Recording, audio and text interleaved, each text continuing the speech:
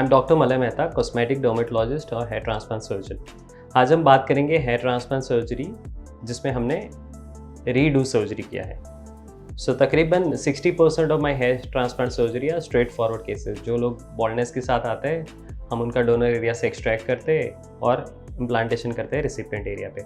और 40% of my hair transplant surgery are revision surgery. That means उन्होंने कहीं और 1 या 2 डॉक्टर से सर्जरी करवाई होती है, वो अपनी सर्जरी से खुश नहीं होते और उनका रिविजन करते हैं।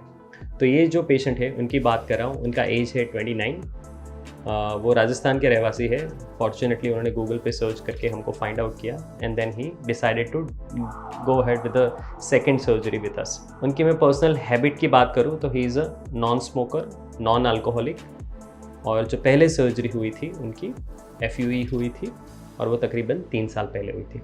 जैसे आपको यहाँ पे इमेज में दिख रहा है कि उनकी जो हेयर लाइन थी उसमें 2 तरह की दिक्कत थी। एक तो जो जिगजैग पैटर्न थी वो एकदम आर्टिफिशियल दिख रही थी, और दूसरा जो है एंगल ऑफ हेयर।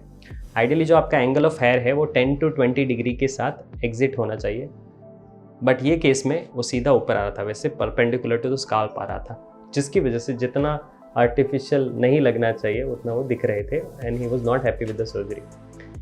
वो तकरीबन 3-3.5 साल तक वैसे ही उन्होंने रिजल्ट का वेट किया और एकदम पैची ग्रोथ के साथ घूम रहे थे। तो उनका हेयर लाइन बराबर नहीं था, हेयर लाइन में एंगल बराबर नहीं था। और जैसे मैं दूसरा आपको इमेज दिखा रहा हूँ उसमें मुझे पता चल रहा है कि उनका क्राउन एरिया भी फुल्ली फिल्ड नहीं था। हमारे पास क्या चैलेंजेस थी, एक तो हेयर लाइन में जो इम्प्रॉपरली एंगल में जो इम्प्लांट किए ग्राफ्ट है उसको रीअलाइन करना, दूसरा उसकी हेयर लाइन को नेचुरल लुक देना, तीसरा जो क्राउन एरिया में जो गैप्स या तो एम्प्टी पॉकेट्स रहे हैं उसको रिफिल करना। तो एकदम थियोरेटिकली आपको लगता है कि हाँ भाई इतना एरिया करना है, आप कर सकते हो। बट जैसे भी कोई भी हमारे पास हेयर ट्रांसप्लांट का रिवीजन सर्जरी आता है तो उसमें सबसे बड़ा चैलेंज होता है लिमिटेड डोनर एरिया। मतलब आपका डोनर एरिया एक बार यहाँ से यूज़ हो चुका है, तो मेरे लिए जो सप्लाई होता है पीछे के एरिया में वो काफ़ी हद तक कम हो चुका है। तो then I have to search for another donor area, जैसे कि आपका बियर्ड हुआ या जैसे कि आपका चेस्ट या अंडर आर्म के हेयर हुआ। तो ये केस में हमने बियर्ड के हेयर इम्प्लांट किए थे। तकरीबन 4,500 ग्राफ्ट हमने इम्प्लांट किए, 3,500 graft back of the head से लिए वापस और 1,000 ग्राफ्ट हमने बियर्ड से लिए। 6 महीने के बाद आपको ये जैसे पिक्चर दिख रहा है, he is looking much Fuller.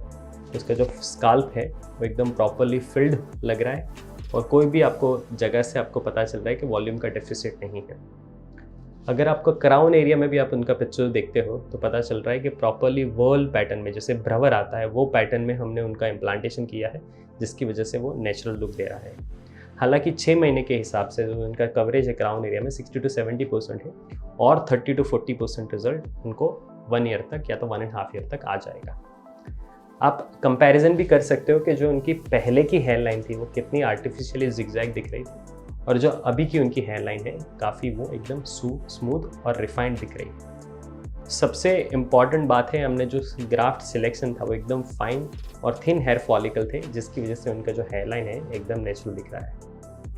तो कुल मिला के हमने 3-4 डिफ़िकल्टीज़ को ये केस में एड्रेस किया। एक तो उनका डोनर एरिया जो लिमिटेड था उसके बदले हमने बियर्ड यूज़ किया, क्राउन एरिया काफ़ी हद तक एम्प्टी था वो हमने फिल किया, हेयर लाइन को रीडिज़ाइन किया और ये जो हेयर लाइन में जो बाल इम्प्लांट किए थे उसका एंगल मिस अलाइन था तो उनको प्रॉपरली अलाइन करके दिया।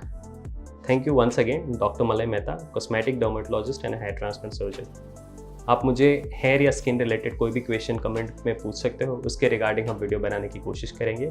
And do subscribe to our channel. Thanks a lot, have a great time, bye.